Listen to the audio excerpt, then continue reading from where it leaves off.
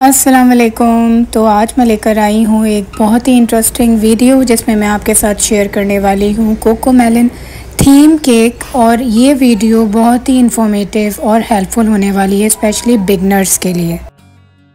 ये केक मैं अपने क्लाइंट के लिए बना रही हूँ, तो सोचा इसका मैं वीडियो ही आप लोगों के लिए बना दूँ ताकि आप लोगों के लिए आसानी हो जाए कि किसी भी थीम केक को बनाने के लिए आपको किस तरह से उसको स्टेप बाय स्टेप करना होता है। तो चलें फिर आज की वीडियो स्टार्ट करते हैं। मेरा नाम है अलीज़ा ज़ोहेब और आप मेरे चैनल पे हैं bake therapy by Aliza Zoheb. तो सबसे पहले जो हमें चीज़ें चाहिए होती हैं वो होता है टॉपर्स। टॉपर्स दो तरह के होते हैं, एक प्रिंटेबल जैसे कि आप अभी देख रहे हैं स्क्रीन पे, और एक फॉन्डेंट टॉपर्स। इस केक में फॉन्डेंट और प्रिंटेबल दोनों जाएंगे। फॉन्डेंट टॉपर्स ईटेबल होते हैं, आप खा सकते हैं। प्रिंटेबल टॉपर्स नॉन ईटेबल होते हैं। ईटेबल टॉपर्स भी आते हैं प्रिंटेबल में, पर वो थोड़े महंगे पड़ते हैं, इसलिए ज़्यादातर नॉन एडिबल प्रिंटेबल यूज़ होते हैं। ये केक हाइट पे बना रही हूँ मैं, तो इसी के लिए जो इसका स्पंज है मैंने वो 5 इंच के मोल्ड में रेडी किया था, 2 मोल्ड के अंदर। इस तरह से हमारा 2 पाउंड का स्पंज बना और इसकी मैंने 3 लेयरिंग करी थी। एक स्पंज पे मैंने 3 लेयर्स कट करी, दूसरे स्पंज पे 3 लेयर्स, इस तरह से टोटल 6 लेयर्स हो गई।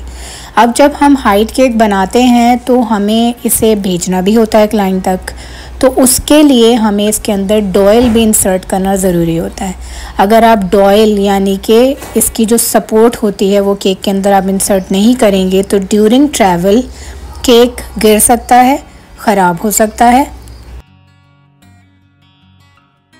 डॉयल लगाने के बाद मैंने इसको फ्रिज में रख दिया था ऑलमोस्ट कोई 1 घंटा, ताकि ये अच्छे से चिल्ड हो जाए और फिर हम इस पर मज़ीद आइसिंग करें। कलर मिक्सिंग की वीडियो मैं अलग से एक दिन आपके लिए बनाऊंगी, आज मैं नहीं बता रही। सो ये इसकी जो बेस थी वो ब्लू कलर की थी। अच्छा, पहले हमने लेयरिंग करके क्रम कोट करके फ्रिज में रखना होता है, उसके बाद हमने इसको फ्रॉस्ट करना होता है, यानी कि जो मैं भी कर रही हूँ। मैं हमेशा पाइपिंग बैग में फ्रॉस्टिंग डाल के फिर इसकी फ्रॉस्टिंग करती हूँ। ये मुझे ज़्यादा इजी लगता है, कम टाइम में हो जाती है, पूरे केक पे पूरी बेस पे इक्वली क्रीम लगती है। बहुत सारे लोग स्पैचुला नाइफ़ यानी कि आइसिंग नाइफ़ से भी करते हैं, उनको उस तरह से इजी लगता है। तो आपको जिस चीज़ पे आपका हाथ सेट हो आप उस हिसाब से चीज़ों को करें। पाइपिंग बैग से आइसिंग करने के बाद अब मैं केक बेस को स्मूथ कर रही हूँ। आप इसे केक स्क्रैपर भी कह सकते हैं, क्रीम स्क्रैपर भी कह सकते हैं, क्रीम स्मूदर भी कह सकते हैं। और यहाँ मैंने एक और क्रीम बनाई थी जो हमने केक की आधी बेस पे एक ग्रास वाला टेक्सचर देना है। तो जब हम पहली क्रीम को हमने एक लेयर लगा दी, इसको मैंने दोबारा फ्रिज में रखा क्योंकि रिंग लाइट भी जल रही होती है और क्रीम का टेम्परेचर डाउन होना स्टार्ट हो जाता है, तो आपकी क्रीम थोड़ी सी उस जो टेम्परेचर पे होती है चिल टेम्परेचर से नीचे आना शुरू हो जाती है। तो इसलिए जब आप पहली लेयर कर लें इसको दोबारा फ्रिज में रखें, क्योंकि मुझे इसके ऊपर हाफ़ लेयर दोबारा से करनी थी ग्रीन कलर की। तो अगर मैं उसी टाइम करती तो मेरा ग्रीन कलर ब्लू कलर के साथ मिक्स हो जाता, जो कि मुझे नहीं चाहिए था। तो मैंने आधा घंटा इसको फ्रिज में रख के अब मैं ग्रीन कलर की आइसिंग से हाफ़ बेस को एक ग्रास वाला टेक्सचर दे रही हूँ जो कि रेफरेंस पिक्चर में था। केक ऑर्डर्स जब भी आते हैं कस्टमर्स या क्लाइंट आपको रेफरेंस पिक्चर देते हैं, आपको उसी के हिसाब से करना होता है। आप अपनी एडिशन भी कर सकते हैं। अगर आपको फ्री हैंड दे देते हैं आपके क्लाइंट के भैया आप अपने हिसाब से देख लें, इसको मैनेज कर लें, और जो डिटेल वो अपने हिसाब से देते हैं कि भाई उनको क्या चीज़ें चाहिए, तो आपको वो भी साथ साथ फॉलो करनी होती हैं। अब मैंने एक छोटा स्क्रैपर लिया है, ये है तो वैसे ATM डेबिट कार्ड। बहुत सारे लोग इसके अगेंस्ट भी हैं कि ये यूज़ नहीं करना चाहिए, पर आप अगर देखें तो हम जो स्क्रैपर्स यूज़ करते हैं वो भी मेड विद प्लास्टिक ही होते हैं। तो ये इतना इजी तरीका है किसी भी चीज़ को, किसी भी क्रीम को फिनिशिंग लाने का, ये छोटे वाले स्क्रैपर से इतनी आसानी से होता है। आपने देखा मैंने इसी की मदद से नीचे वाला जो आधा पार्ट था ग्रास वाला उसको बिल्कुल इक्वल किया और कितनी आसानी से इक्वल हो गया। अब इतनी अच्छी फिनिशिंग कैसे आई है केक में, वो ऐसे आई है कि मेरी क्रीम ज़्यादा ओवर बीट नहीं थी। ना तो मैंने उसे रनी रखा, ना मैंने उसे बहुत ज़्यादा सॉफ्ट रखा, ना मैंने क्रीम को ओवर बीट किया। क्रीम आपने हमेशा ऐसी बीट करनी होती है कि उसमें ना तो बबल्स बने, और जब आप आइसिंग करें तो आपकी क्रीम स्मूथ होनी चाहिए, स्पेशली जब आप स्क्रैपर चला रहे हो या अपनी बेस को स्मूथ कर रहे हो।